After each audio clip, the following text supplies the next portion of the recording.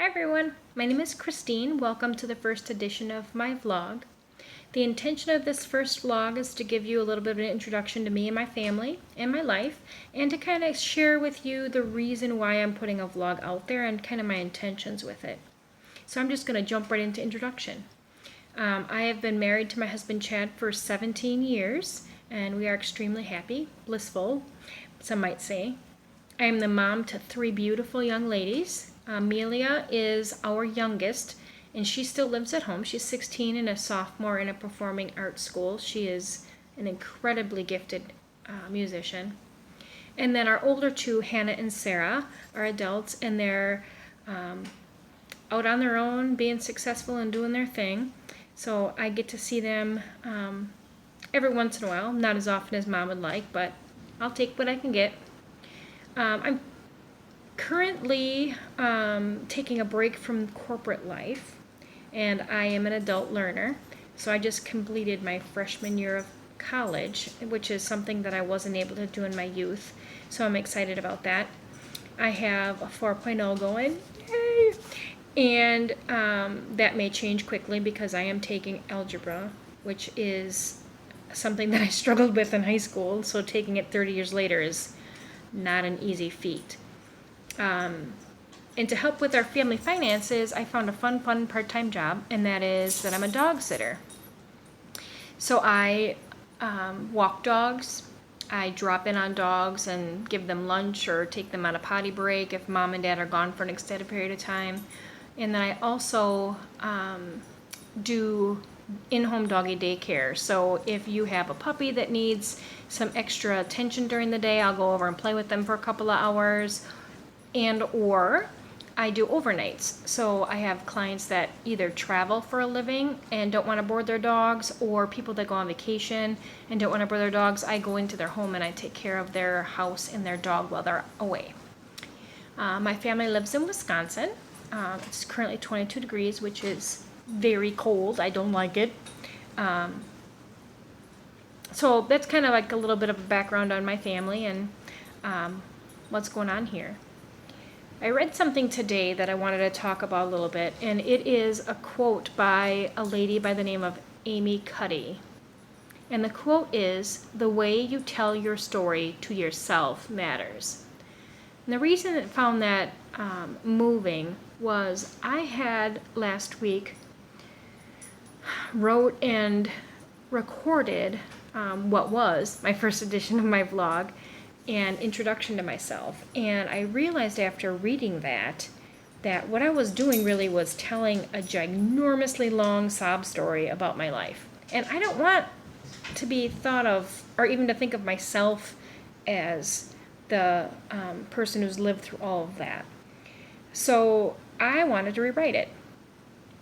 My intention with this vlog is to help break the stigma of mental illness, to share my life and ultimately be an aid in healing, both to myself and possibly help somebody else. So I'm going to go into a very brief look into who I am and then go through my intentions here. So when I say that, I want you to understand that in my youth, I was somebody who other people would have called bubbly. And I believe every single one of my teachers over the years used the word social butterfly to describe me. But what people were seeing there wasn't really what was going on in my life. That was all there, but it was there hiding a long list of different traumas that I've been through. So I was hiding behind it, letting people kind of know that there's really nothing going on. But the problem with that is that if you live your life that way and you don't acknowledge and work through your problems, you crash. And that crash oftentimes looks like depression. I am working my way through my second bout of deep depression in 10 years. This one is going on 3 years. It's been a very, very long process. And I would say I'm probably 75 to 80% recovered, but still being in that depression, I have to understand and acknowledge that one misstep and I can end up in the pit again. So I kind of want to talk about what kicked off my depression this year. For me, it always seems to be a grouping of bad things. So I can handle bad situations by themselves, but when there are several that gang up on me, that's when I tend to, for lack of a better term, lose it. And this one, in particular, started in 2016, when I had a long list of deaths, a string of deaths and people that were close to me, and they came without warning, and they came very quickly on each other's tail. The part about my family life that I loved as a child was that I come from an extremely large family. My mom is one of 5. She has 3 brothers and a sister, and I have about 17 cousins on that side of the family.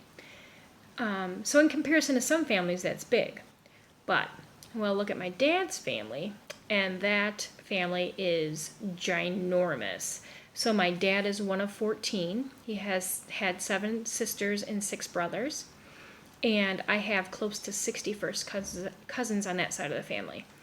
So growing up, super fun. Super, super fun to be part of such a huge family. And we're a loud, boisterous group. We love to have a good time together. And that was super, one of the highlights of my childhood was spending time with my dad's family. But now as my aunts and uncles and some of my cousins are aging, we're dealing with a lot of death. And that was my 2016 with those 7. One of the individuals that passed in that year was my stepmom. And that was rough in and of itself. But when my sister and I went up to assist my dad with my stepmom's death and arrangements and all that, we found that my dad wasn't quite right. And over the next couple of months, we would find out that he had terminal cancer and a very nasty form of dementia that left him with the inability to make good choices or to control his impulses. So that's very difficult when it's your parent and they're making very, very poor decisions about their life. So after my dad was diagnosed, I stopped working so that I could take care of him. My sister Kelly and I did that together. He lived with my sister, and then I took care of his medical needs.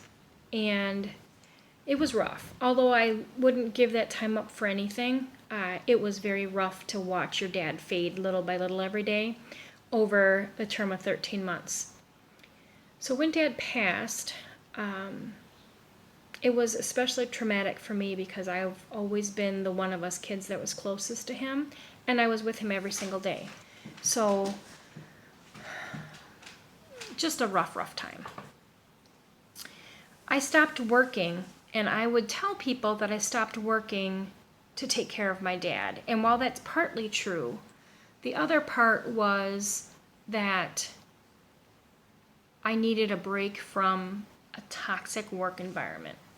So I believed wholeheartedly in a company that ultimately didn't deserve my trust and belief and support. And I'm going to make an analogy here. I was a battered woman. And by that I mean I was the person that just kept going back for more.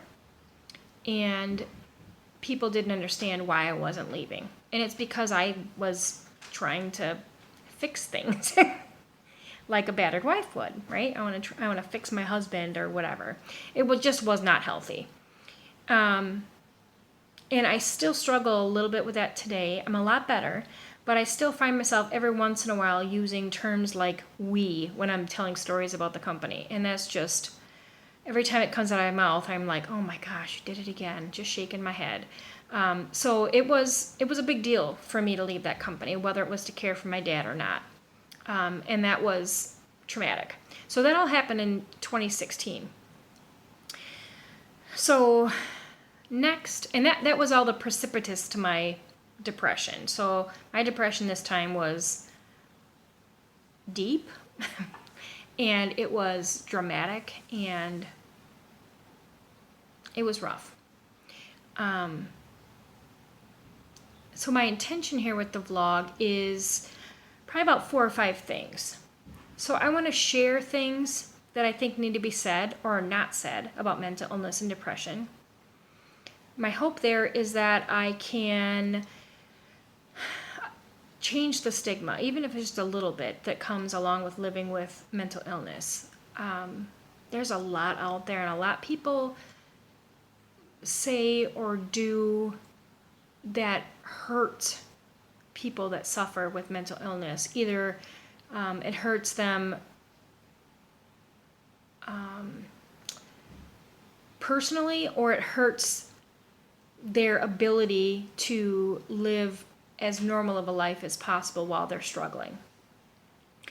I'm hoping that maybe I can reach someone and that they realize they're not alone in the struggle.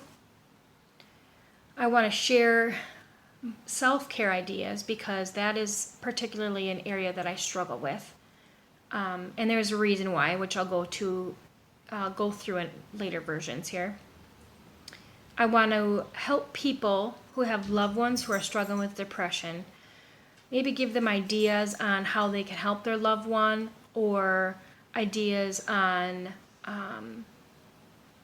just the thought process that people with depression that go through this, so that maybe they'll understand a little better and be able to provide better support and care. And lastly, I want to heal myself. And although I'm getting there, the effort's gargantuan. And I don't know that anybody who hasn't struggled deeply, I don't know if anybody that hasn't done that in their life, how they would really understand. And I'm hoping that I can help shed some light there. And then maybe just maybe, I'll get some additional support along the way. So that's the long and short of my introduction and my intentions with the vlog. Again, totally looking for comments. My next edition is really going to be things not to say to people that are depressed, and I'm kind of looking forward to that one. So tune in again. If you have ideas for topics I can cover, I'm open to suggestions. And if you, again, have ideas for what we should name it, I'm open to those too. Thanks, everyone. Hope to see you soon.